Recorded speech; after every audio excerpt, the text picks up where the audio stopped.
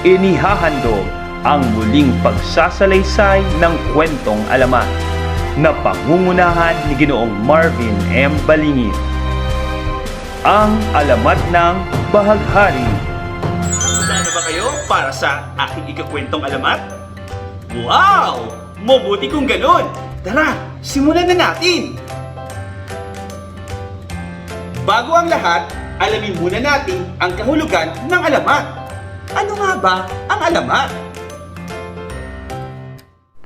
Ang alamat ay kwentong bayan na naglalahad kung saan nagmula ang mga bagay sa mundo.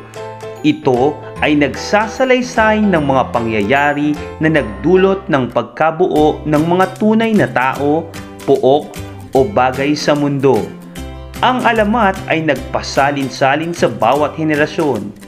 Ang alamat ay may naibabahaging magandang asal, katulad ng pagiging masipag, matapat, mapagmahal at iba pa. Ayan mga bata, napakinggan natin ang kahulugan ng alamat. Ano, handa na ba kayo para sa aking ikukwentong alamat sa araw na ito? Hindi ko kayo marinig! Hindi pa rin! Ayan!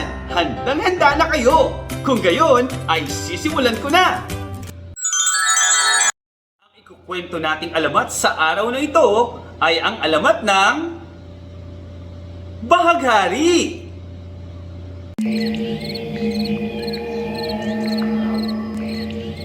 Sa simula pa lamang ay mayroon na raw 7 kulay dito sa mundo.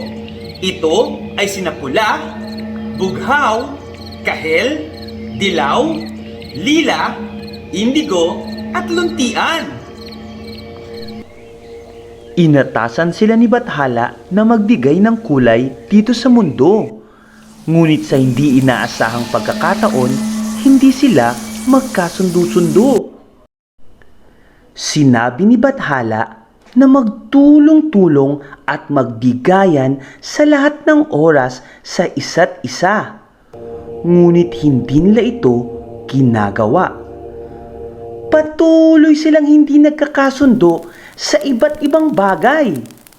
Palagi silang nagkakaroon ng kompetensya sa isa't isa, lalo na sa oras ng kanilang trabaho. Sabi ni Luntian,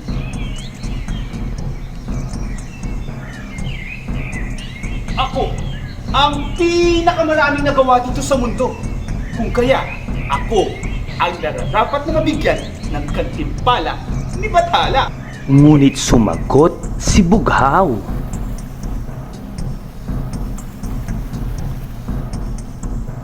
Anong sinasabi mong ikaw ang mas maraming nagawa? Hindi hamak naman na mas marami ako nagawa kaysa sa iyo. Tingnan mo na lamang ang kalangitan. Gayon din ang karagatan. Kulay ko ang mga ginamit dito. Aking paghihirap ang nagsagawa nito. Kung kaya ako ang mas nararapat sa sinasabing gantimpala ni Bathala. Ngunit hindi pa natapos ang alitan. Bagkus, mas lumala pa ang ito dahil nakisali pa ang ibang mga kulay. Nagpapagalingan sila ng nagpapagalingan, pasikatan ng pasikatan, at walang nagpapatalo. Gusto nilang lahat na mabigyan ng gantimpala. Kaya lalong tumindi ang kanilang kompetensya. Nagkagulo sila dahil sa kanilang pagtatalo.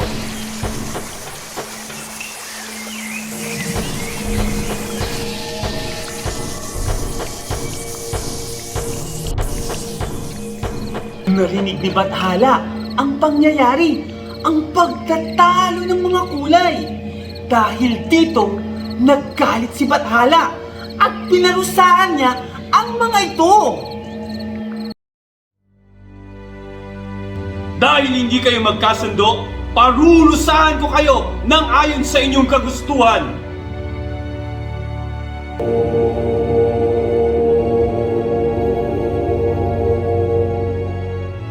Dahil palagi kayo nagkakaroon ng kompetensya sa isa't isa, Gusto kong malaman ninyo ang kahalagahan at kahulugan ng kooperasyon sa bawat isa.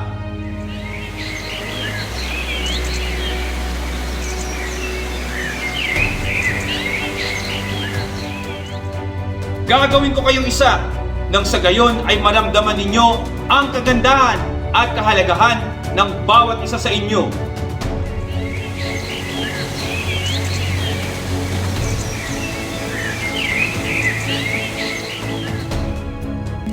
Kung kaya, pinagsama-sama ni Bathala ang 7 kulay.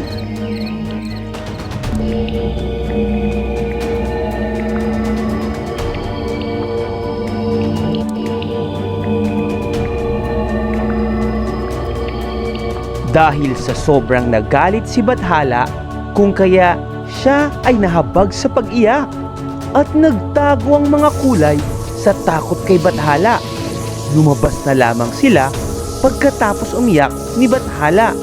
Ngunit laking gulat nila nang sila'y lumabas ay dikit-dikit na sila. Hindi na nila mapaghiwalay ang kanilang mga sarili kahit anong pilit nila. At nalaman nila na mula sa 7, sila'y naging isa. Sa pangyayaring iyon, sinasabing si Bathala ng kanilang hari ay nahabag.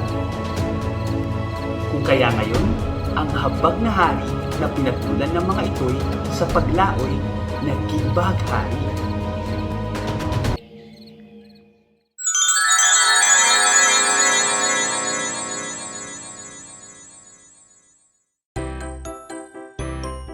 Ang 7 kulay ay tinawag na bahaghari.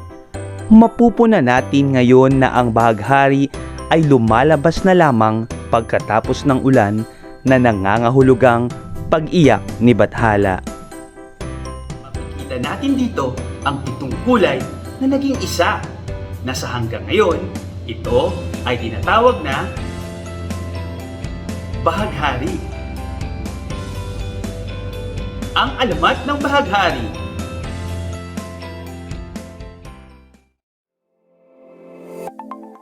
Ayan mga bata!